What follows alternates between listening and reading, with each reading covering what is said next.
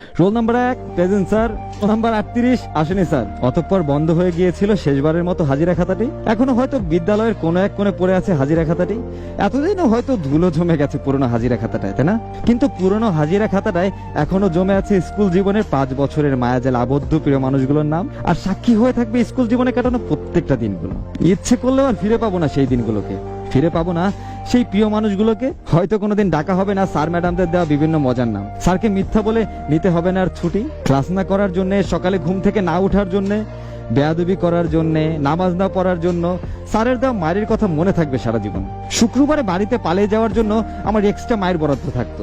বন্ধুদের দেওয়া কিছু বিখ্যাত নাম: পাগলা, গন্ডার, মুরগি, পাঠা, গরু, মরা, লাড়াস, বেগুন, টেম্পু, কাঙ্গারু, চাচা, পোল্ট্রি, চোর।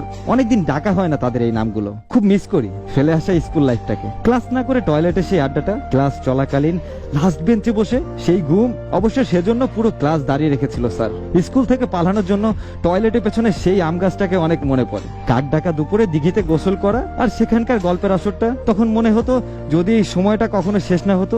আর হোস্টেলের মোকলের চাচার সেই বিখ্যাত সুস্বাদু রান্নাগুলোর কথা এখনো খুব মনে পড়ে। আর কখনোই খাওয়া হবে না সেই সুস্বাদু রান্নাগুলো। বিকেলে ছাত্রী ছাউনিতে বসে থাকা, আর হবে না সেখানে বসে আড্ডা দেওয়া প্রিয় মানুষগুলোর সাথে।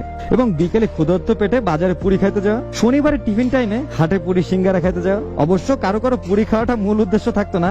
বাগানের আম চুরি করে খাওয়া, সন্ধে হওয়ার সাথে সাথে পড়তে বসা, এবং কখন 11টা বাজবে সেই আশা করা। খুব বেশি মনে পড়বে সেই 11টার পর প্রতিটা রুমে জমিয়ে দেওয়া আড্ডার আসরগুলোকে। কত স্মৃতি না জড়িয়ে আছে সেই প্রিয় হোস্টেল রুমগুলোর সাথে। মনে থাকবে হোস্টেল সেলুনের কথা, যেদিন ইচ্ছে না থাকলেও কাটতে হয়েছিল নিজের চুল। তখন দোয়া করতাম কখন শেষ হবে এই স্কুল। আর এখন দোয়া করি যদি আরো 5 বছর থাকতে পারতাম সেই স্কুলে, যদি থাকতে পারতাম সেই প্রিয় হোস্টেলে বন্ধুদের সাথে। খুব ইচ্ছে করে আরেকটা বার সবাই একসাথে হয়ে ক্লাসে হই হুল্লোড় করতে, আড্ডা দিতে, কিন্তু কিছুই আর করার নেই। ফিরে আর কখনোই পাবো না সেই মুহূর্তগুলোকে। হাজিরা খাতাটা বন্ধ হওয়ার সাথে সাথে যে হারিয়ে গেছে আমাদের জীবন থেকে সোনালী দিনগুলো।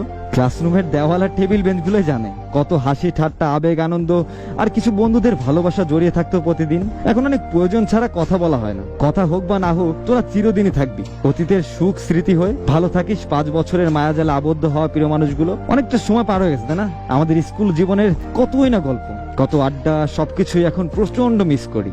হয়তো সেই বন্ধুদের সাথে যোগাযোগ একটা সময় পুরোপুরি বিচ্ছিন্ন হয়ে যাবে, কিন্তু সেই সময়ের ফেলে আসা স্মৃতিগুলো আমরা কেউই না ভুলতে পারবো না। আর কমেন্ট বক্সে যার যার স্কুল এবং কে কোন সালের ব্যাচ ছিলেন সেটা কমেন্ট করেন তো। আর সেই বন্ধুদের একটু মেনশন দেবেন, ওকে? বন্ধুগুলোকে আবার মনে করে দেওয়া যাক সেই পুরোনো দিনের স্মৃতিগুলো। এখনো হয়তো বিদ্যালয়ের কোনো এক কোণে পড়ে আছে হাজিরা খাতাটি। এতদিনও হয়তো ধুলো জমে গেছে পুরনো হাজিরা খাতাটায়, তাই না? কিন্তু পুরনো হাজিরা খাতাটায় এখনো জমে আছে স্কুল জীবনের 5 বছরের মায়াজাল আবদ্ধ প্রিয় মানুষগুলোর নাম। কথা হোক বা না হোক, তোরা চিরদিনই থাকবি অতীতের সুখ স্মৃতি হয়ে। ভালো থাকিস 5 বছরের মায়াজাল আবদ্ধ হওয়া প্রিয় মানুষগুলো।